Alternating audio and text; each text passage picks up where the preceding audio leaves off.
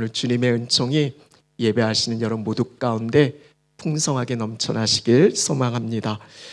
예수 그리스도의 오심, 성탄을 준비하는 4주간, 우리 대림절 기간, 오늘 대림절 두 번째 주일 예배를 하나님께 올려드리고 있습니다. 대림절을 보내면서 이렇게 묻게 되어져요. 예수님이 왜 이 땅에 오셨는가? 어떻게 예수님이 오시게 되어졌는가? 이유는 너무나 분명하죠. 우리가 너무나 잘 아는 요한복음 3장 16절 말씀에 보면 하나님이 세상을, 오늘 이 세상에 있는 저와 이런 우리 모두를 하나님 너무 사랑하셔서 하나밖에 없는 독생자 예수 그리스도를 내어 죽게 하시기까지, 그래서 예수를 믿는 자마다 멸망치 않고 영생 구원을 받게 하시기 위해서 예수님이 이 땅에 오신 이유는 바로 저와 여러분 우리의 구원을 위해서 이 땅에 오신 겁니다. 만약 예수님이 이 땅에 오시지 않았다면 죄인된 우리가 어찌 이 자리에서 구원을 이야기할 수 있겠습니까?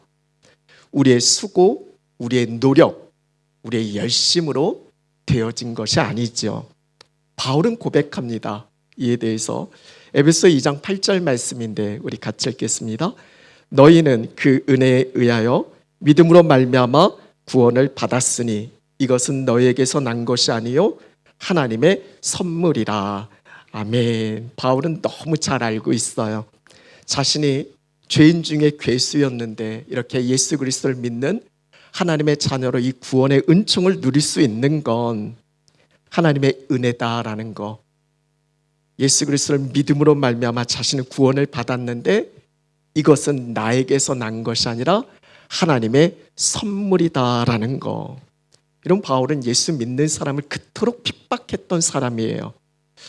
그랬던 그가 어떻게 예수님을 믿고 어떻게 예수 그리스도 복음을 전하는 사도로 바뀌어질 수 있었을까? 그건 바울의 의지, 그의 결단, 이 차원을 넘어서는 거죠. 바울, 그를 붙드신 하나님의 열심, 이것이 바울을 바꿔놓은 겁니다. 이건 바울만의 이야기가 아니라 오늘 이 자리에서 예배하시는 우리 모두의 동일한 이야기이기도 합니다. 여러분, 우리의 삶도 그렇고요.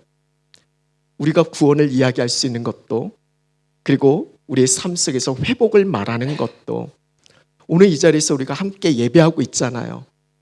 오늘 우리가 믿음을 붙잡고 살아갈 수 있는 그 이유도, 그리고 때로 고난 속에서 다시 일어설 수 있는 이유도, 그것은 전적으로 우리를 향하신 하나님의 열심 때문입니다. 오늘 우리는 이사야 말씀을 같이 읽었어요. 아마 예수 그리스도의 오심에 대해서 성경에서 가장 많은 그런 예언에 대한 말씀을 전하고 있는 것이 바로 이사야 말씀입니다. 그 중에서도 하이라이트가 오늘 우리가 같이 읽은 이사야 9장의 말씀이에요. 이스라엘 역사 속에서 가장 어둡고 절망적인 그런 시대를 살던 이들에게 선포되어진 말씀입니다. 오늘 우리가 6절부터 읽었는데 앞선 1절에서 5절까지 어떤 이야기가 실려져 있냐면 고통이 사라질 것이다.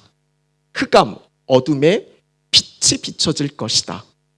그리고 즐거움이 넘쳐날 거고 전쟁과 혼란이 멈춰질 것이다 라고 그렇게 말씀하고 있어요. 이게 어떻게 가능한 일일 수 있을까? 지금 자신들의 눈앞에 보여지는 건 뭐냐면 나라가 멸망했거든요.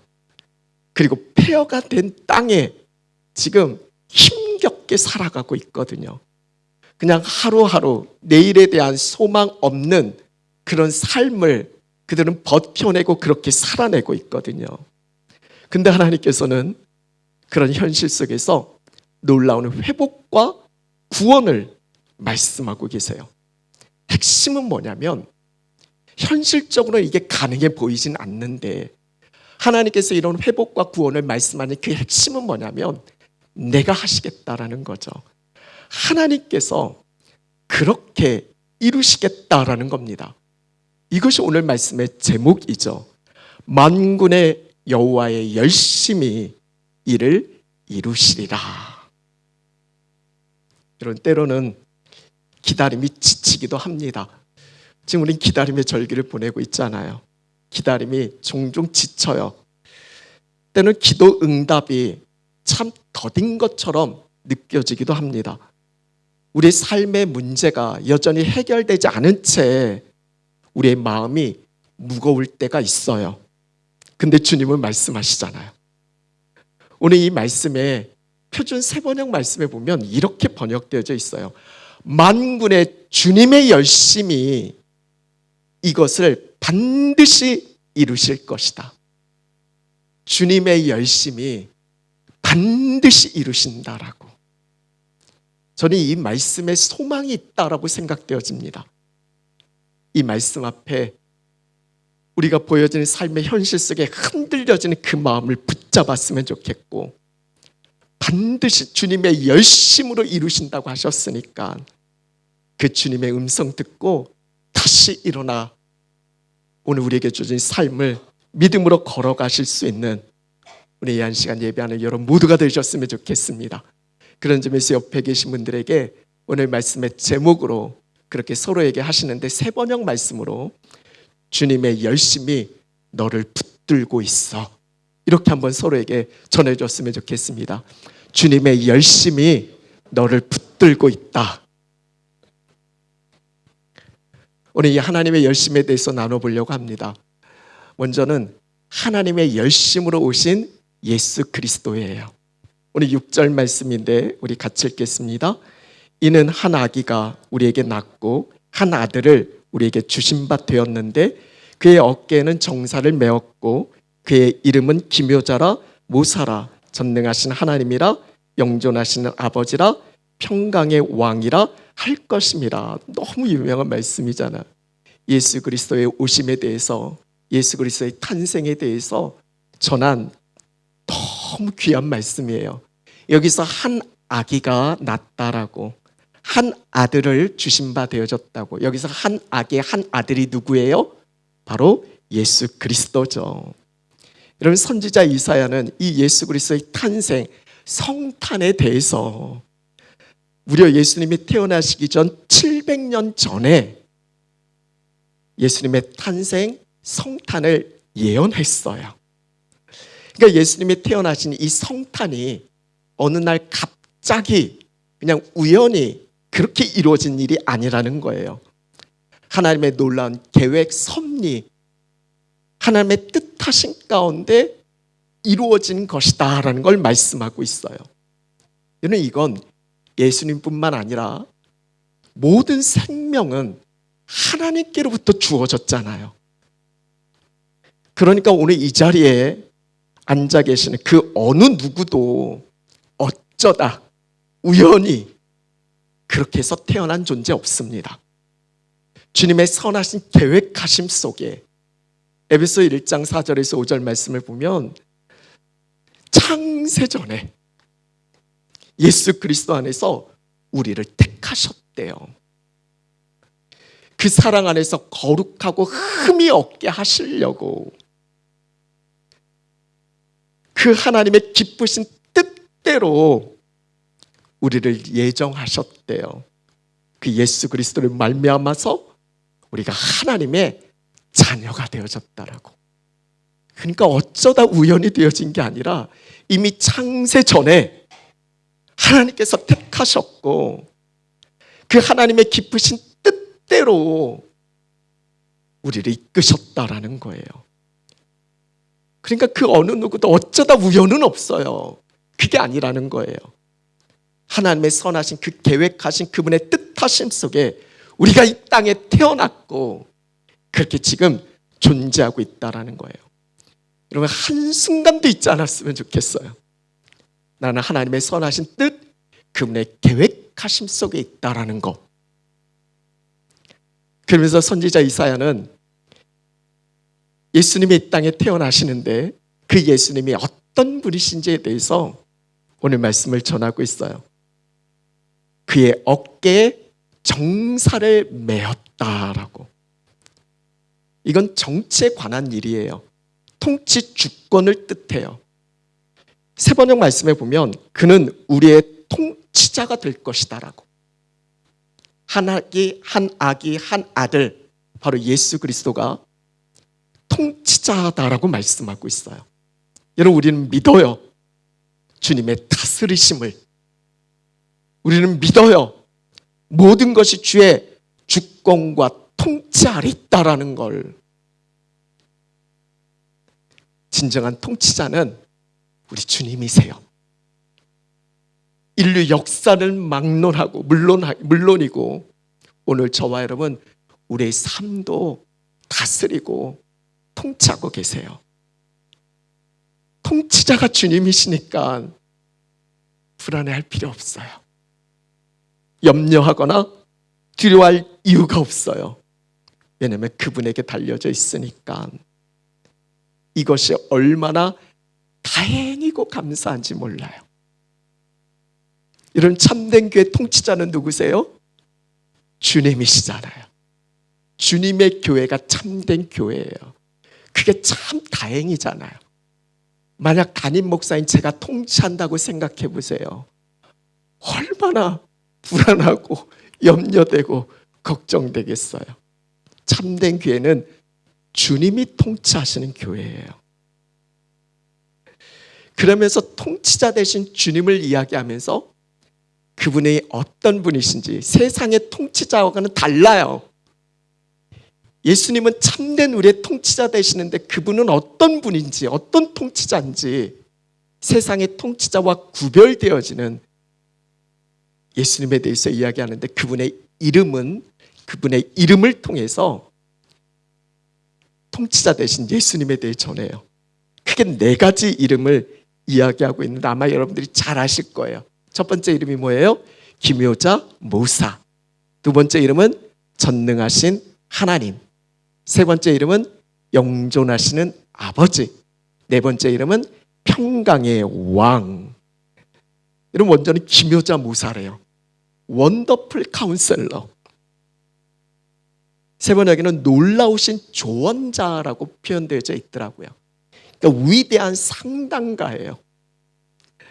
저도 참 오래전에 상담을 공부했어요. 그 상담을 공부하면서 상담에서 가장 중요한 게 뭔가 그것에 대해서 늘 들었어요. 근데 그게 쉽지 않아요. 여러분, 상담에서 제일 중요한 게 뭘까요? 잘 듣는 것.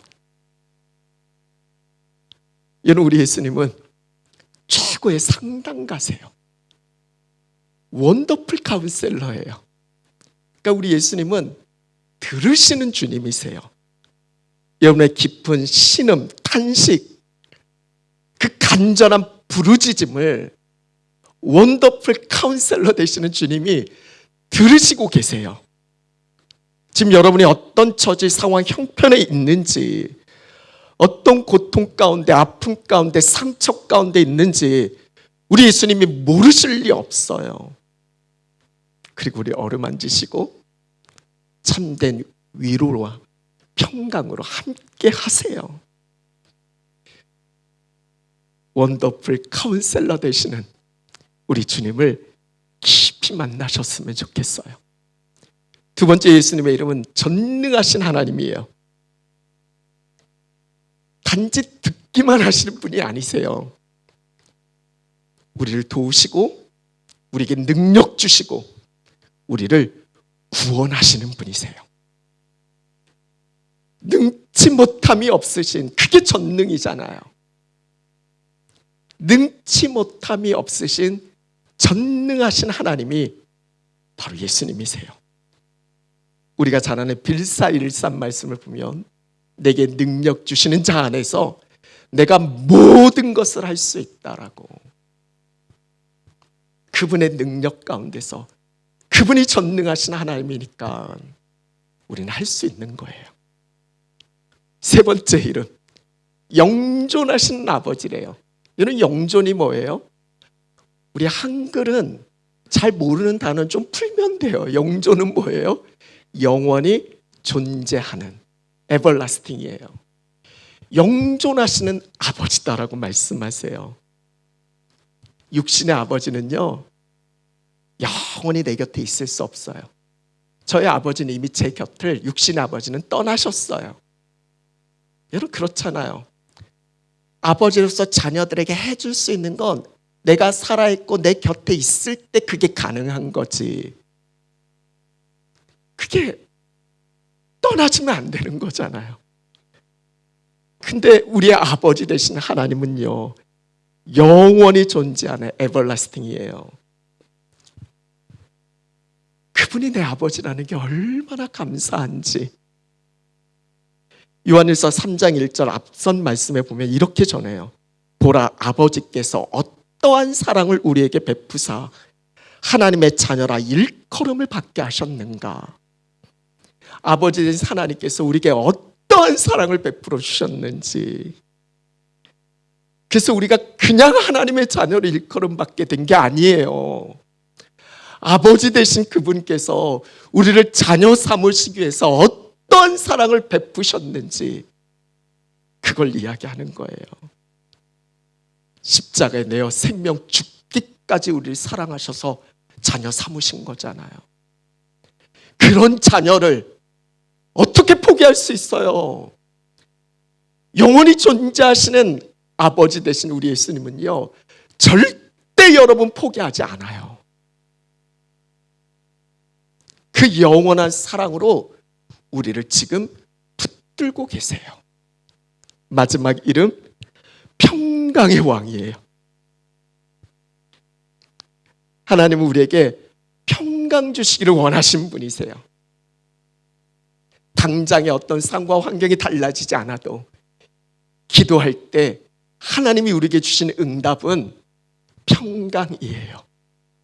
염려, 걱정, 두려움 다 하나님께 아뢰고 그것도 감사함으로 하나님께 아뢰면 모든 지각에 뛰어난 하나님의 평강이 우리 마음 생각 지켜주신다 말씀하셨어요.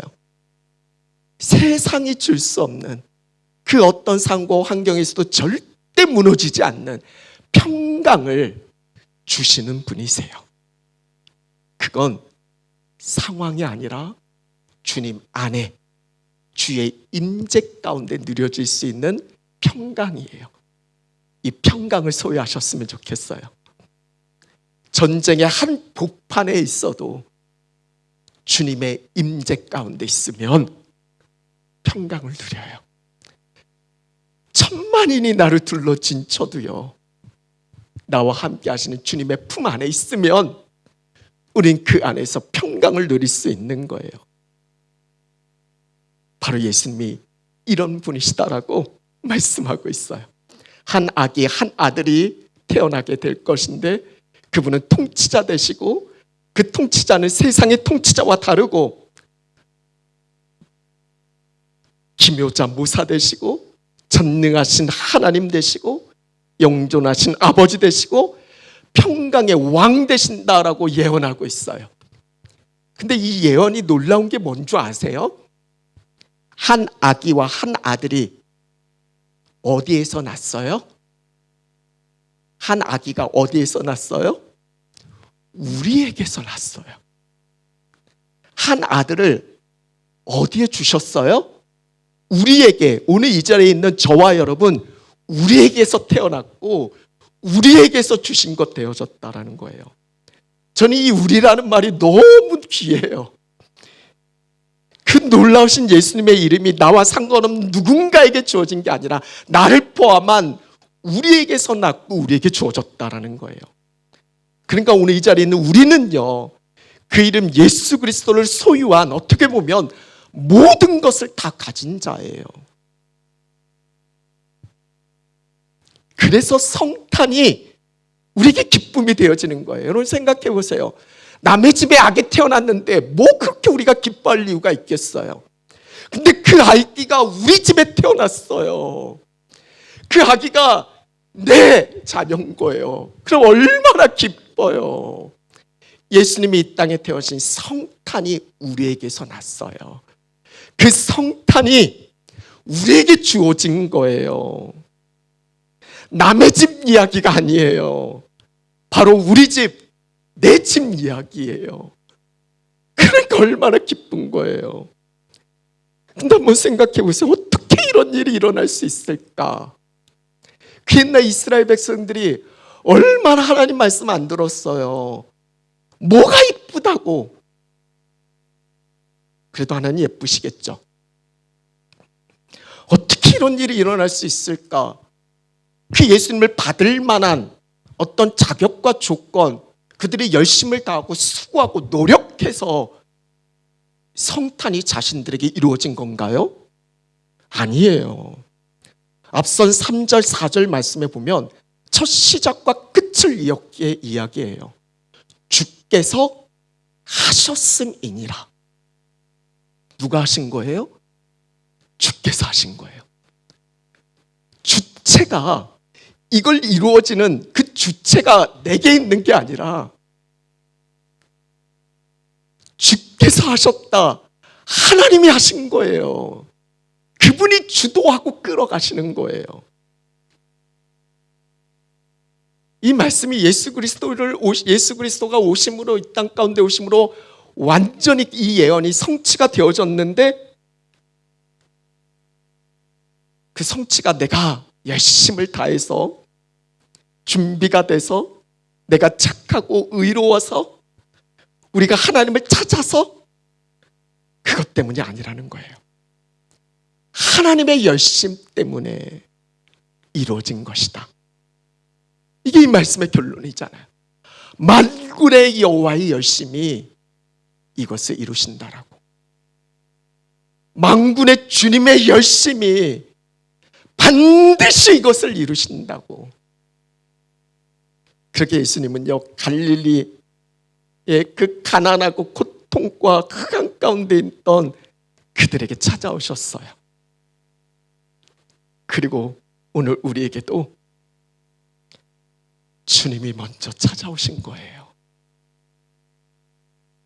오늘 우리가 구원받아서 이 예배가 그냥 드려지는 게 아니잖아요.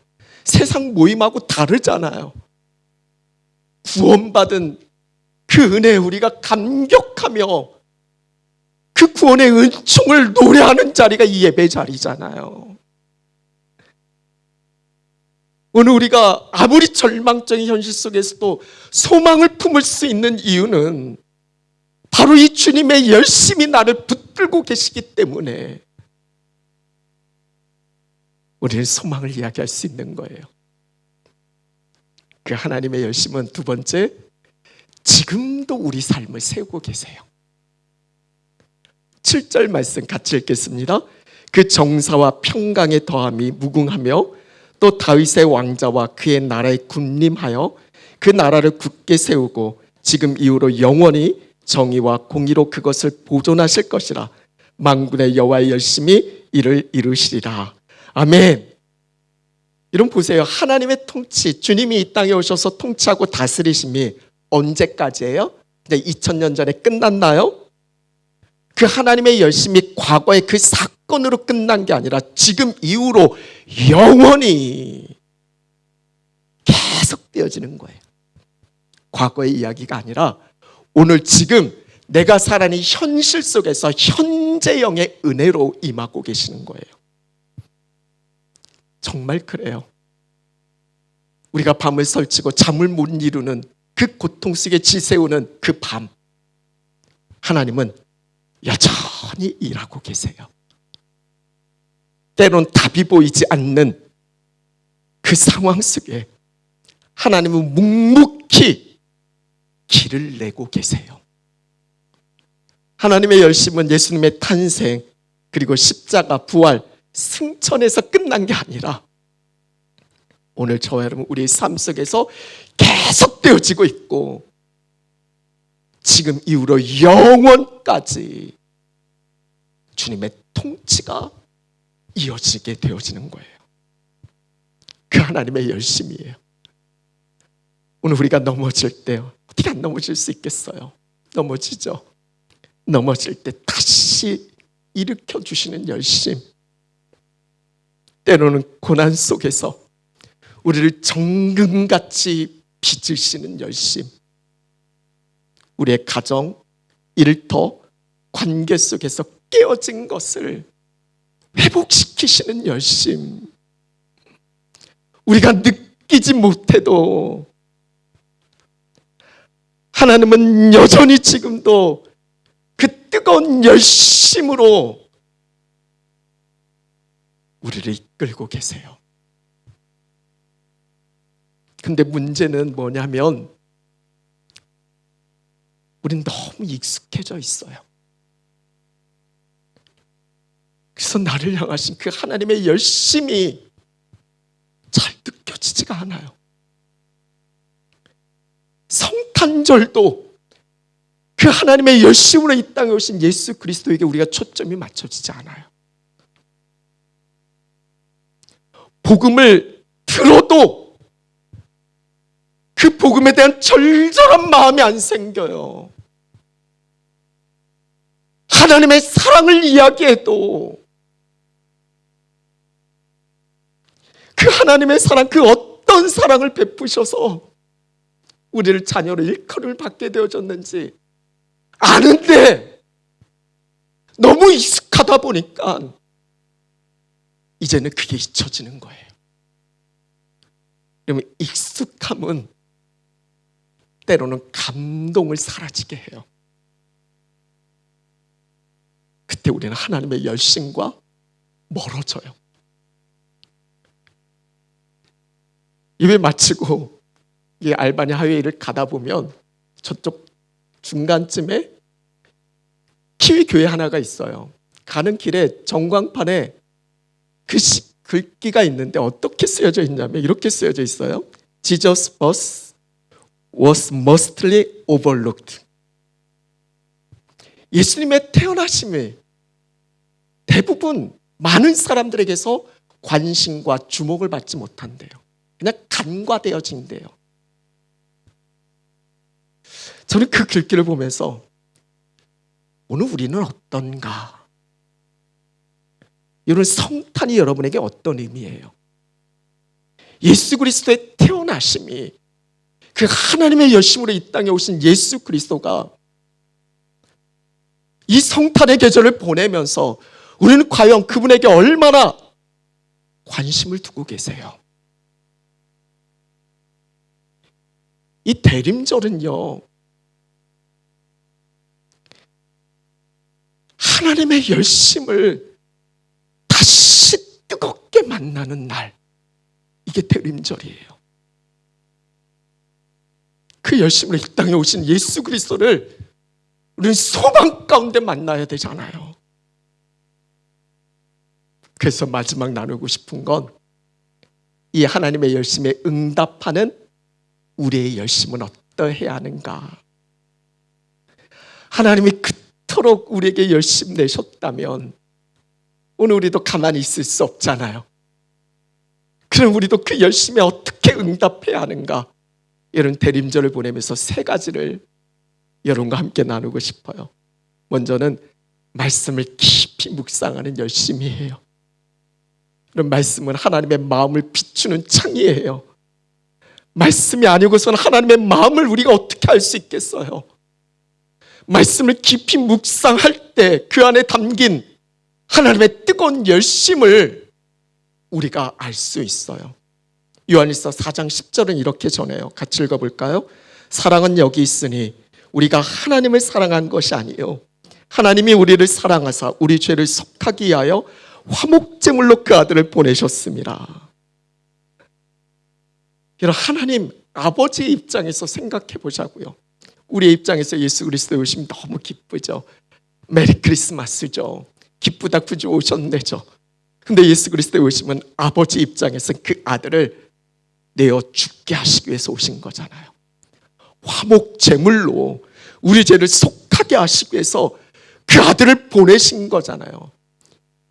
이 아버지의 열심, 이게 보통 열심이에요. 자신의 생명을 내어 죽게 하시기까지 우리를 살리시기 위해서 이 땅에 오신 이 열심을 세상 그 어디에서 찾아볼 수 있어요? 성탄에 담긴 그 아버지 하나님의 뜻한 사랑, 그분의 열심이 여러분은 느껴지시나요? 말씀을 그냥 피상적으로 읽는 이 차원, 이것 좀 넘어서서 깊이 말씀, 나를 사랑하시는 그 아버지의 말씀으로 우리가 묵상하게 되어질 때 성령께서 우리의 눈을 열어주세요. 근본 연말 알아요. 쉬셔야죠. 여행도 가셔야죠. 1년에 어떻게 보면 가장 기다리는 연말 시즌이잖아요. 그런데 여러분, 대림절이에요. 그냥 분주하게만 보내시지 말고 주님의 사랑을 더 깊이 묵상하세요. 여행 가지 말라는 게 아니라 그 가는 여정 속에서 주님을 가족들과 자녀들과 함께 그 주님의 사랑을 깊이 나누세요. 두 번째 우리의 열심은 성령의 감동에 순종하는 열심이에요. 이런 마리아는 나는 주님의 계집종이니까 말씀대로 내게 이루어지이다 하고 순종해요. 요셉도요, 주의 지시하심에 따라 순종해요. 순종을 이룬 이 두 사람을 통해서 성탄의 역사가 이루어지고 그들은 성탄의 산 증인이 되어졌어요. 이런 순종 없는 신앙에는 하나님의 역사가 없어요. 대림절은 순종을 배우는 절기예요. 말씀에, 기도에, 그리고 내 안에 계신 성령의 그 감동에 내가 작은 순종을 드릴 때 하나님의 열심이 우리 안에서 살아 움직이는 것을 느끼게 되어져요. 마지막 나누고 싶은 열심은 낮은 곳으로 향하는 열심이에요. 예수님은 이 땅에 어떻게 오셨어요? 화려한 궁궐, 통치자로 오시는 예수님이 궁궐에서 태어나신 게 아니라 말 구유에서 태어났잖아요. 얼마나 냄새나겠어요. 얼마나 누추하겠어요. 어떤 분이 그러더라고요. 그 어린 아기 그 살에 지푸라기 같은 게 찔리면 얼마나 고통스러웠을까. 예수님은 가장 낮고 낮은 자리에 오신 거예요. 가장 가난하고 가장 낮은 자리에 오신 거예요. 하나님의 열심은 낮은 곳을 향해요.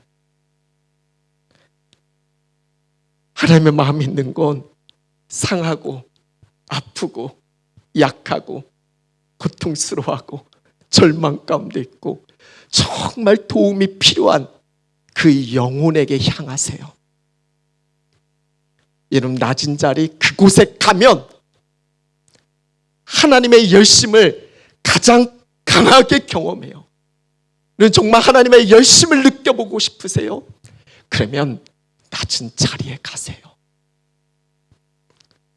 낮은 곳에 있는 그 사람들을 예수 그리스도 주님 대하듯이 섬길 때 하나님의 열심이 우리 안에 부어지게 될 줄로 믿습니다. 말씀 마무리합니다. 성탄을 이렇게 정의하고 싶어요. 성탄은 하나님의 열심을 만나는 날. 이 대림절은요, 하나님의 열심을 바라보는 절기예요. 우리의 구원을 위해서 그 생명을 기꺼이 내어놓으신 그 열심, 지금도 우리를 붙들고 계시고 우리의 가정과 교회를 세워가시는 열심. 오늘 저에는 우리는 그 열심 때문에 구원받았고 그 열심 때문에 소망이 있고 그 열심 때문에 다시 일어설 수 있어요. 그 열심으로 우리 주님은 이 땅에 다시 오실 것이고 그렇게 우리는 영원한 하나님 나라에 살게 되어질 거예요. 사랑하는 여러분, 하나님의 열심에 기대어 사세요. 내 열심으로 안 되는 게 너무 많잖아요.